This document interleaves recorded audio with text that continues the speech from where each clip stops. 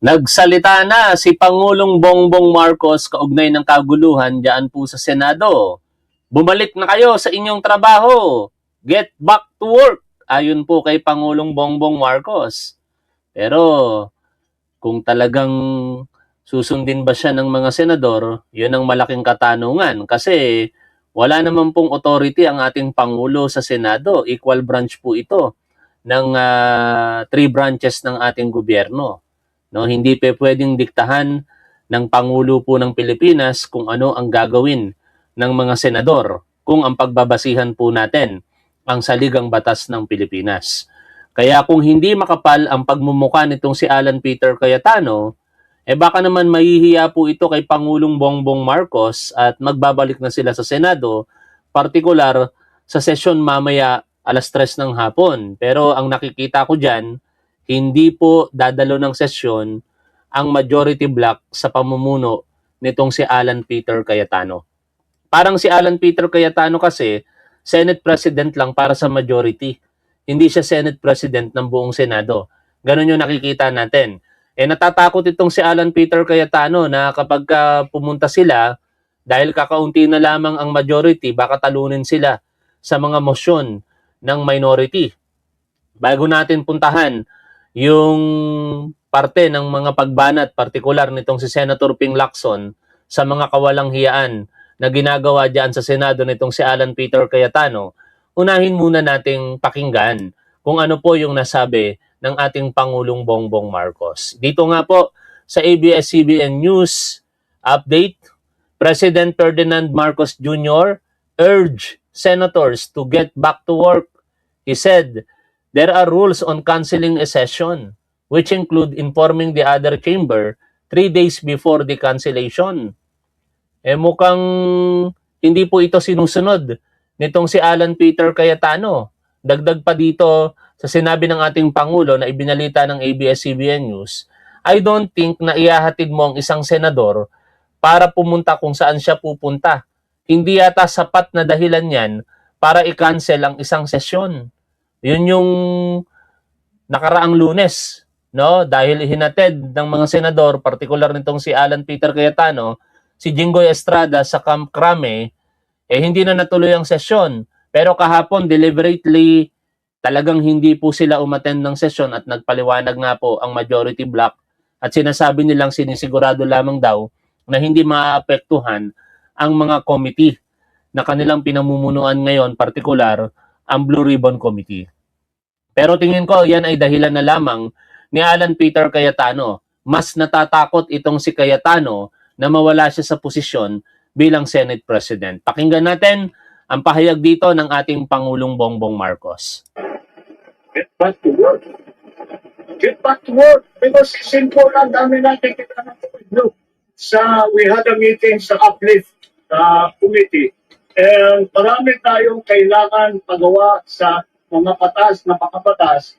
Like we were thinking na baka magka-supplemental budget, baka mag-amendahan namin ang ibang batas. Ito ay kailangan para makapagbigay tayo ng tulong sa taong bayan dahil nasa crisis.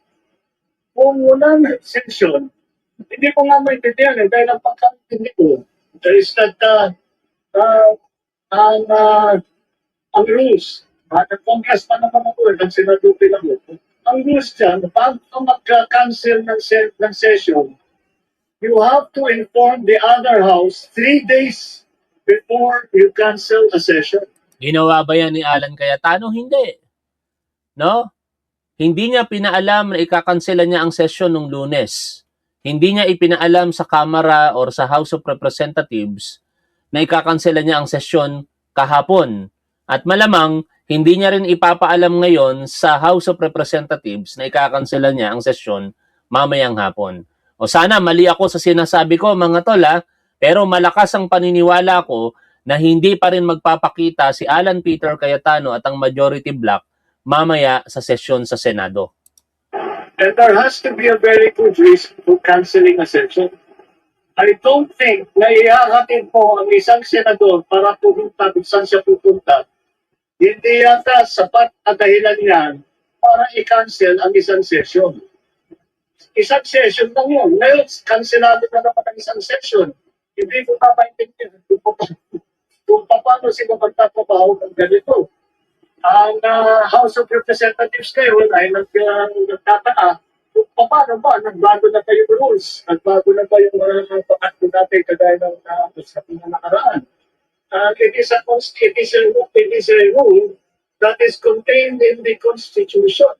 And so, I'm afraid, whatever, all these events that we have been witnessing has thrown the, the Senate and its leadership into the whole Senate into disarray.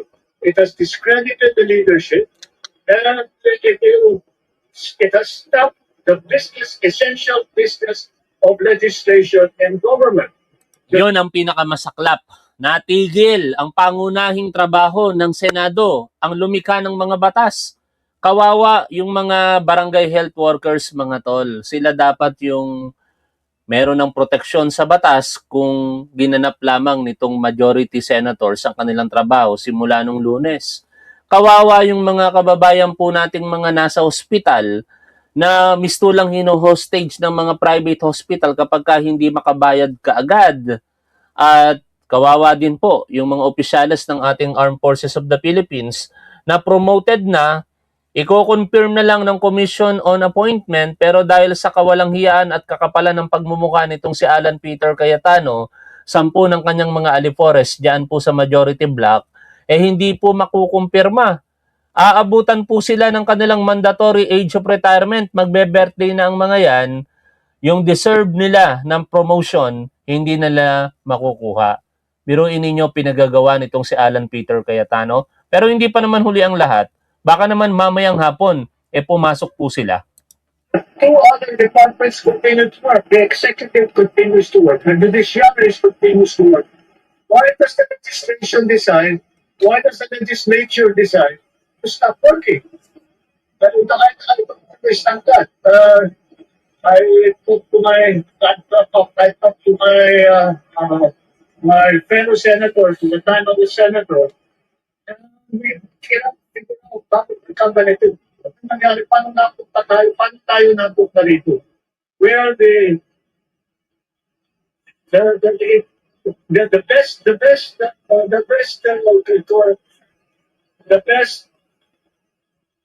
description I can have is that the legislature is now in disarray. But that is exactly the opposite of what we're trying to achieve. We're trying to achieve some form of stability so that people can get on with their lives, so that people can plan ahead for their future, so that people can count on the assistance of government during this time of an emergency. Grabe, no? Kailangan natin ang pagtatrabaho ng Senado, pero dahil sa kakapalan ng pagmumukha nitong si Alan Peter Cayetano at kawalang hiyaan, hindi na nakakatulong ang Senado sa ating gobyerno ngayon, sa ating mga kababayang Pilipino. Mga sumusuporta dito kay Alan Peter Cayetano. Ganyan ba ang gusto ninyong mangyari sa Pilipinas? Ang trabaho ng mga senador, hindi nila tupadin? Pabayaan nila ang pangangailangan ng ating mga kababayang Pilipino? Kakaiba kayo kung kayo'y sumusuporta pa rin sa ganyang grupo na pinamumunuan ngayon itong si Alan Peter Cayetano. Pero marahil, magbubulag-bulagan kayo kasi alam nyo na ito'y nakakabuti ngayon, partikular sa pinopuon ninyo ng mga Duterte, lalong-lalo na si Sara Duterte.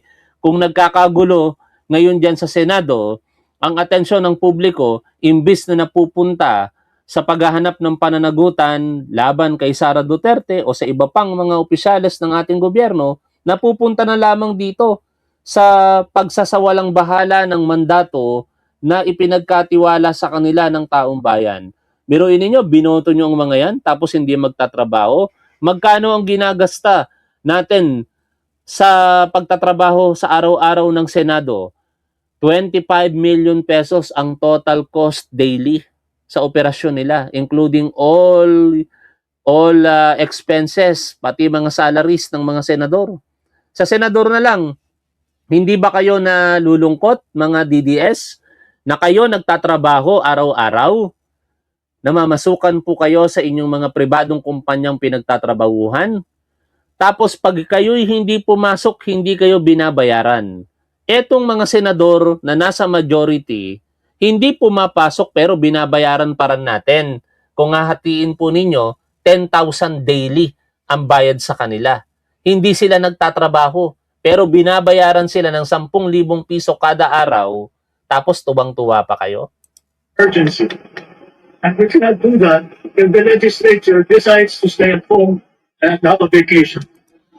Ano ko nang teteng naman, ang tanga mo naman, orasyon, Rodolfo. Kung walang naniniwala sa akin, di sana walang 2,000 na manonood po natin. Maya-maya, madadagdagan pa yan. Isa ka talagang tanga. Basta DDS talaga tanga. Ano? Uulitin ko. Kung walang naniniwala sa akin, dapat walang nanonood kay Top 1. Ikaw nga mismo nanonood dito. Tanga? Tanga lang talaga? Ha? Napakatanga nyo talaga. Ang tanga nyo talaga. Tanga, mga DDS. Gayahin ko si Larry Gadon. Siya bobo. Ako naman, tanga mga DDS. Anak ng teteng, walang naniniwala. 2,400 na nga yung nanonood sa atin. Tataas pa yan. Hindi nga lang ako mahilig mag-livestream ng mahaba. Pagka mahaba livestream natin, mas tataas pa yan. O biruin niyo, yan, 2,400 na ang nanonood. I-share pa yan ng mga matatalinong manonood ni Top 1. De, joke lang ha. Kung ayaw nyo i-share, di wag nyo i-share, okay. Ayan, 2,500 na. Ang tanga nyo talaga. Kung walang naniniwala kay Top 1, walang nanonood dapat kay Top 1. 2,500 na eh. Nung teteng naman, oh. Oh. Pero kasi, ang katotohanan, maraming naniniwala kay Top 1. Sige nga mga tol, tingnan ko nga kung sinusuportahan nyo ang ating programa. Naniniwala ba kayo kay Top 1? Naniniwala ba kayo sa mga opinyon na ibinabahagi po natin dito sa ating programa? Comment 1 kung kayo po'y naniniwala. Subukan ko lang kung may naniniwala kay Top 1. Comment 1 kung kayo po'y naniniwala. Comment 2 kung kayo po'y hindi naniniwala. Di ba? Ang dami dami naniniwala. Ang tanga naman ng isang DDS na yon. Walang naniniwala. Iyan ang dami-daming naniniwala. Thank you mga tol. Maraming salamat sa inyong suporta sa paniniwala sa ating programa. Patuloy na natin pakinggan si Pangulong Bongbong Marcos. I don't, that is anathema to everything that governance is about. I never imagined in my entire life, never mind my entire political life, that such a thing could... Nag-send pa ng super sticker si Lorena Pajardo. Salamat yan naniniwala sa akin. May kaakibat pang blessing. Nasaan na yung tanga na yon? Kawawa ka naman. Could happen, especially to the august. It's no longer august now, but to the august body of the upper house, the Senate of the Philippines. It's a very sad. Nakakalungkot talaga, tama si Pangulong Bongbong Marcos, no? Yung history ng Senado ngayon sobrang nakakalungkot at yan ay dahil kasalanan nitong si Alan Peter Cayetano na napakapal ang mukha at napakawalang hiya. Pakinggan natin ngayon ang interview kay Senator Ping Lacson. Po. Kumusta naman po ang gising ninyo, Sen? Kasi lahat ng buong sambayanan ay naghihintay na naman po sa susunod na kabanata dito sa Senado. Ano po ba ang maaasahan namin? At gusto ko malaman, meron ba mga papasok? May absent na naman? O baka meron na namang mabigwasan? Alin ang una mong gusto kong sagutin? May papasok. Sunod-sunod Yung tulog. Pangatlong araw na ngayon na hindi maganda yung gising. Pangalawa, nandun pa rin, tutuloy pa rin kami dahil mandato namin yun na mag-session. Dapat maganda ng session dahil... dapat ganun talaga, no? Kaya kayong mga natutuwa pa na hindi dumadalo ng sesyon itong mga majority senators sa pangunguna ng makapalang muka at walang hiyang si Alan Peter Cayetano, baluktot na utak ninyo, no? O talagang mga tanga lang kayo, kaya tuwang-tuwa pa kayo na sinasahuran natin sila pero hindi naman sila nagtatrabaho. Hindi naman nasususpend ang session, hindi lang nag-a-attend yung counterpart namin sa majority block. Pangatlo, tingnan natin kung ano mangyayari ngayong araw. Kasi hindi kami makagawa ng aksyon kasi nga, 11 lang kami. Mhm. So, magkakaroon ng question sa quorum. So, Mhm. inaasahan namin na sana man lang mayroong mag-attend na 2 o 3. Pero mukhang, alam mo, balita namin sa base na rin sa mga staff, to staff mga conversations, Mhm. staff nila, staff namin, na meron sa kasama namin sa majority block na medyo ligaw. Hindi na alam na Mag-isip-isip naman kayo kung sino man yung mga nasa majority block na yan. No? Nalilin lang nitong si Alan Peter Cayetano. Magbasa rin kayo ng sarili nyong rules. Hindi pa pwedeng diktador yung pinaniniwalaan ninyong si Cayetano. Sasabihin lang ni Cayetano, suspended ang session natin ngayon tapos hindi na magpapaliwanag sa inyo. O kaya, hindi nyo man lang titingnan, tama ba tong ginagawa ni Alan Peter Cayetano na makapalang muka at walang hiya? Ang malinaw na sinasabi, even ng ating Pangulo dahil naging senador ito, yung rules na dapat kung kakanselahin mo ang sesyon, ipapaalam mo ito sa counterpart mo sa Kongreso at yun ang House of Representatives. Ginawa ba yon ni Alan Peter Cayetano? Hindi. Kinansela niya nung Lunes nang hindi man lang nagpaalam sa counterpart. Kinansela niya kahapon nang hindi man lang nagpaalam. At malamang, kakanselahin niya pa rin ngayon nang hindi pa rin nagpapaalam sa House of Representatives. na hindi officially suspended ang session. Mhm. Kasi nag-a-announce lang si Senate President Alan na sinasabi niya suspended ang session pero walang official Mhm. na announcement. So yung secretariat, kung napapansin ninyo, nandun sila kasi tinanong namin sila kahapon. Opo. Dahil magbalita kami na nagpalabas ng notice si Senator Alan na suspended. So tinatanong namin kasi hanapan namin ng basihan Mhm. bakit sinususpend. Ang sagot naman ng secretariat kahapon sa amin, wala namang notice sa kanila kaya sila naandun. Mhm. Katunayan, kinumen nga namin sila, pinasalamatan namin sila na for being professional Mhm. dahil in spite na siyempre ang boss nila ngayon, si Senate President Alan, pero andyan pa rin sila at matyagang naghihintay kung may darating o may mapoform na quorum.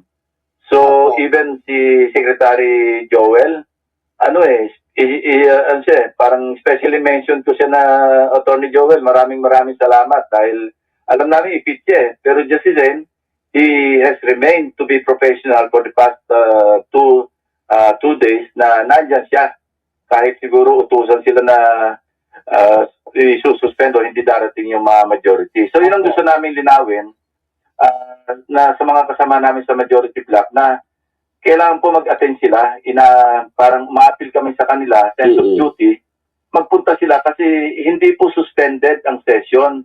Sinasabihin lang sila ni Senate President to suspended.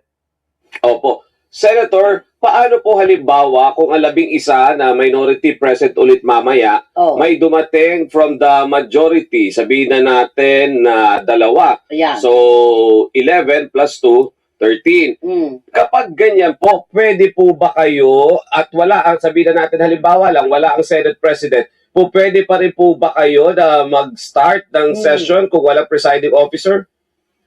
Pwede. Pwede kami mag-designate ng presiding officer. Kaya ang inaasahan lang sana natin, kahit hindi na pumunta itong si Alan Peter Cayetano, kung merong kahit paano makukonsensya dyan sa mga hindi nagtatrabahong senador ngayon mula sa majority, na pumasok mamaya. 2 lang naman at least ang kailangan ng minority eh. Kapag ka nakabuo ng 13 bilang ang mga senador mamaya, kahit wala si Alan Peter Cayetano, pwedeng magkaroon ng business order kasi magkakaroon ng quorum, no? Ang magpe-preside usually yung most senior diyan, o kung wala yung down to deputy majority floor leader, baka kung sino yung matatalaga ng 13 at least na mga senador na present. Pero malamang sa malamang, hindi yan mangyayari mga tol. I do not want to be negative or pessimistic about this. Kaso lang, nakikita natin kung paano po diktador na namumuno itong si Alan Peter Cayetano at kung paano po nababahag ang buntot ng ilang mga senador sa majority, lahat sila rather sa majority sa kanya. No, tahasan na nating sinasabi yan. Mga duwag itong member ng majority kay Alan Peter Cayetano. Dito natin nakikita na matapang si Alan Peter Cayetano na diktahan ang kanyang mga subordinates, no? Hindi na po co-equal na senador eh. tingin ko rito, nagpapasakop na at nagpapakababa na itong mga senador na ilan, which is hindi dapat. Dahil, sabi nga, 24 independent republic sila, tapos magpapadikta ka lamang dito sa isang walang hiya at makapal na muka na si Alan Peter Cayetano? In the absence of the Senate President. Kasi sa rules, pag wala yung Senate President, automatic ang magpipreside o yung succession, ano? Opo. Pro-temp. Kung wala yung pro-temp, yung majority leader. Kung wala yung majority leader, maski sino sa dalawang deputy majority leaders. Kung wala sila lahat, whoever may be designated by the Senate President. Kung halimbawa meron dalawang taga-mayorya na nandun, so may quorum kami, 13, at ayaw namang mag-preside, pwede kami mag-designate sa floor kung sino yung pwede mag-preside dahil constitutional itong duty na ito, hindi ito yung sa amin lang rules, ano? Opo, At hindi pwedeng masapawan ng rules of the Senate ang Constitution. Tama. So, pwede kaming mag-hold na session dahil 13 kami. Okay. No? Maski nga 12 actually kasi for purposes of... Kaso lang gagawin dyan ni Alan Peter Cayetano, tatakutin niya talaga yung mga kasamahan niyang senador sa sa majority. No? O kaya bobulahin niya ang mga yan, papangakuan ng kung ano-ano.